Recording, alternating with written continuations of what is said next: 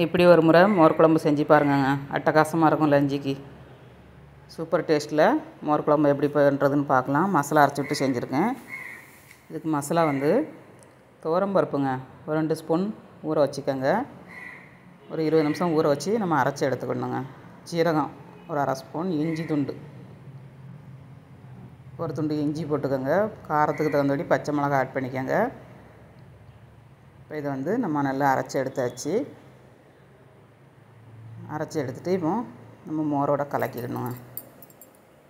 ஒரு பவுலில் ஆட் பண்ணிக்கோங்க. மிக்ஸி சாரை கழுவி கொஞ்சம் தண்ணி ஆட் பண்ணிட்டு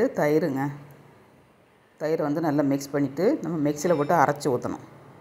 அரைச்சி ஊற்றுனீங்கன்னா நல்ல ஒன்று போல் கிடைக்கும். நல்லா திட்டாக இருக்கும். அது மாதிரி அரைச்சி ஊற்றி செஞ்சு பாருங்கள். டேஸ்ட் ரொம்ப நல்லாயிருக்கும். இப்போ அரைச்சாச்சு பாருங்கள்.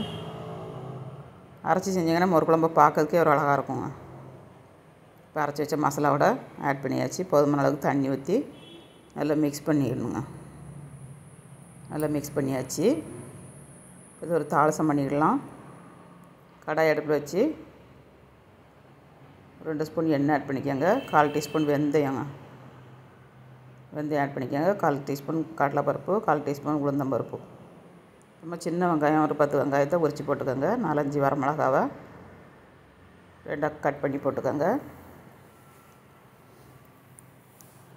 எல்லாம் நல்லா ஃப்ரை ஆகணுங்க. கொஞ்சமாக ஜீரகம் போட்டுக்கோங்க தாளசத்துக்கு. ஃபஸ்ட்டே போட்டேன்னா கருவிரும், அதனால் லாஸ்ட்டில் போடுங்க. நல்லா பொரிஞ்சு வரும், மணமாக இருக்குங்க. கொஞ்சமாக கருவேப்பிலை தழை போட்டு வெங்காயம் வதங்குறதுலையும் கிண்டிட்டு ஒரு 1/2 ஸ்பூன் மஞ்சள் தூள் போட்டுக்கணும். மஞ்சள் தூளும் போட்டு நல்லா வதக்கி எடுத்துக்கோங்க.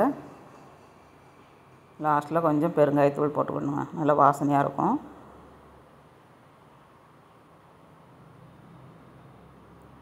இப்போ நல்லா ஃப்ரை ஆயிடுச்சு. லாஸ்ட்டில் ஒரு ஸ்பூன் வரமிளகாத்தூளுங்க, காஷ்மீர் மிளகாத்தூள் போடுங்க. மோர் குழம்பு பார்க்கறதுக்கே ஒரு அழகாக இருக்குங்க. எவ்வளோ எம்மியாக இருக்குது பாருங்கள். மோர் குழம்பு வந்து இதேமாதிரி அளவுகளோட இதே டேஸ்ட்டில் செஞ்சு பாருங்கள். மறுபடியும் செய்ய சொல்லுவாங்க. அந்தளவுக்கு டேஸ்ட்டாக இருக்குங்க. உப்பு போட்டு மிக்ஸ் பண்ணியாச்சு. ஒரு கொதி வரணுங்க. ரொம்ப நேரம் கொதிக்க விடக்கூடாது. மோர் வந்து திரஞ்சி போயிடும். அதனால் ஒரு கொதி வந்தோடனே நம்ம ஆஃப் பண்ணிடணும். இப்போ கொதி வந்துருச்சு. மல்லித்தழையும் தூவியாச்சு. அட்டகாசமான மோர் குழம்பு ரெடிங்க. இதுக்கு காண துவையல், பொட்டுக்கடலை துவையல், உருளைக்கிழங்கு ஃப்ரை எதுனாலும் வச்சு சாப்பிட்லாங்க. சூப்பராக இருக்கும் டேஸ்ட் வந்து. வீடியோ பிடிச்சிருந்தா ஃப்ரெண்ட்ஸ் அண்ட் ஃபேமிலிக்கு ஷேர் பண்ணிவிடுங்க. சப்போர்ட் பண்ணுங்கள். சப்ஸ்கிரைப் பண்ணுங்கள். முதல் முறையாக பார்க்கறதா இருந்தால் சும்மா அல்டிமேட்டாக இருக்கும் டேஸ்ட் வந்து சாதத்தோடு வச்சு சாப்பிட்றதுக்கு.